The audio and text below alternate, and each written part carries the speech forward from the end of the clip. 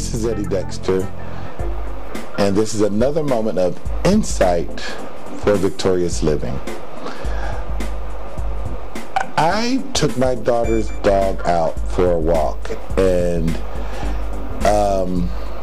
as you know, those that have been following my podcast know, that's an ordeal in and of itself.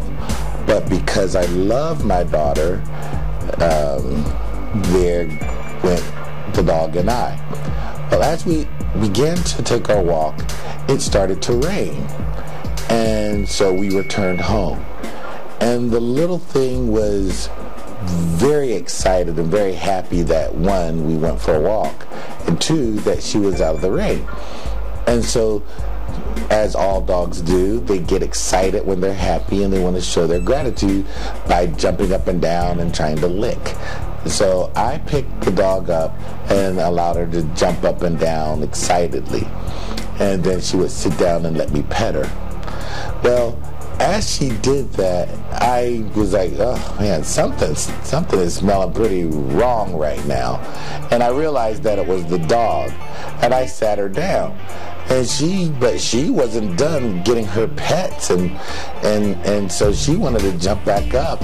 So I picked her back up and I pat her some more, and she was very excited. But it soon got to the point where I couldn't take it, and I had to set the dog down. Well, as soon as I did that, the thought came to me that a lot of us go into the house of praise and worship just like that dog. Well, what do you mean, Brother Stewart? Well, what I mean is that we may have some sort of ought against our brother or sister, and yet we think that we're all right. So we run around and we run around the church, we lift our hands up in praise, we clap and sing songs, and the Father is like, you're really not impressing me. All of that praise and worship that you're doing, it's really filthy. It's really like filthy rags. You really are stinking up the joint. The Father says this, well, through His Son, He says this about unforgiveness. In Matthew, the 5th chapter, beginning at the 21st verse, you have heard that it was said to the people long ago, do not murder, and anyone who murders will be subject to judgment. But I tell you that anyone who is angry with his brother will be subject to judgment. Now, what He's telling us is that if you're holding a grudge against someone, you need to let that go. Don't expect to come to the altar or leaving you're laying a gift down and then lifting your hands up and praise and expect the Father to be impressed with that. It says here in the 23rd verse of the same book and chapter, therefore, if you are offering your gift at the altar and there remember that your brother has something against you, leave your gift there in front of the altar.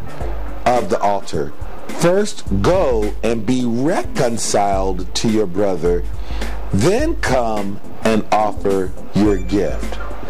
In other words, the Father is more impressed that you get it right with that brother or sister that has done you wrong, or that you remember that you did wrong to them and you want to get it right with them. Because then your praise becomes a sweet smelling savor unto the Father. It's smelling like a wet dog. So get yourself in order by letting go. It's really going to do you good, and it's going to please the Father. And once you do that, my friends, you will be living victoriously. This is Eddie Dexter Stewart with another moment of insight for victorious living. I thank you for listening. I thank you for tolerating my voice. Hopefully it'll be back next week.